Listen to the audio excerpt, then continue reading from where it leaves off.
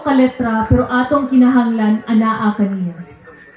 Aduna kini maayong tumong para kanato. Apan unsay nahitabo, tan-awa karon o giunsa sa mga tao ang atong kinaiyahan. Kini ang atong kinahanglan, dili ang kinaiyahan ang nanginahanglan kanato. Higala, dili paulahi ang tanan aron kini mabago.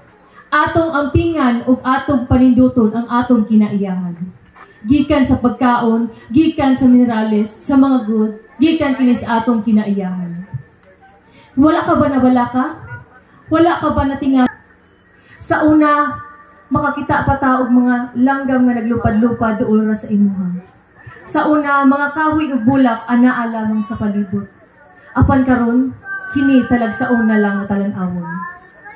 Sa una, naapatay limpyo nga dagat o mga sapa. Mga tubig nga tinaw kaayo nga murag kristal. Apan karon talag sa una lang pud kini. Apan dili pa ulahi ang tanan. Wala na pulos pero magamit pa di ay.